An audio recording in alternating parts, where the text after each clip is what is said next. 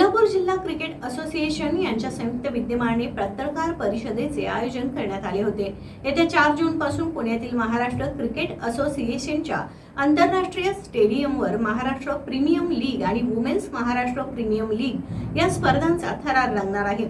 यामध्ये पहिल्या हंगामातील उपविजेते पीबीजी कोल्हापूर टस्कर्स या संघाचाही समावेश आहे। या फ्रँचायझी T20 स्पर्धामागची भूमिका, नवोदित खेळाडूंना मिळणारी संधी, संघ मालकाची भूमिका, कोल्हापूर जिल्हा क्रिकेट असोसिएशन करत असलेले काम याची माहिती महाराष्ट्र क्रिकेट असोसिएशनचे अध्यक्ष आणि आमदार रोहित पवार यांनी पत्रकारांना दिली।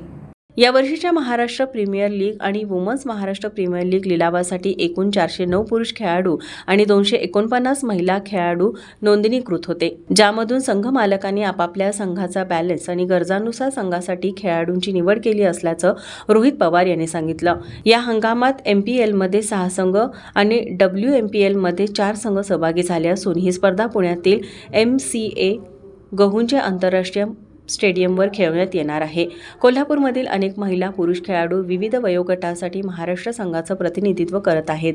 महाराष्ट्र क्रिकेट असोसिएशनच्या साथीनं कोल्हापूर जिल्ह्यातील पायाभूत सुविधांचा विकास करण्यासाठी आम्ही सक्रियपणे काम करत आहोत। भविष्यात आपल्याला सकारात्मक बदल झालेले दिसतील, असं रोहित पवार म्हणाले। महाराष्ट्र क्रिकेट संघटनेतर्फे राज्यातील प्रत्येक जिल्ह्याला क्रिकेटच्या पायाभूत सुविधांच्या विकासासाठी प्रत्येकी 75 लाख रुपयाचं अनुदान दिलं जाणार आहे। कोल्हापूर जिल्ह्यात पायाभूत सुविधांचा विकास करण्यासाठी अनेक नवीन प्रतिभावान खेळाडू निर्माण करण्यासाठी MCA सर्वतोपरी प्रयत्न करत आहे। महाराष्ट्रातील सर्व जिल्ह्यात क्रिकेट सुविधांचा विकास करून महाराष्ट्र क्रिकेटला एका वेगळ्या उंचीवर नेण्यासाठी MCA सदैव कटिबद्ध असल्याचं आमदार रोहित पवार यांनी सांगितलं।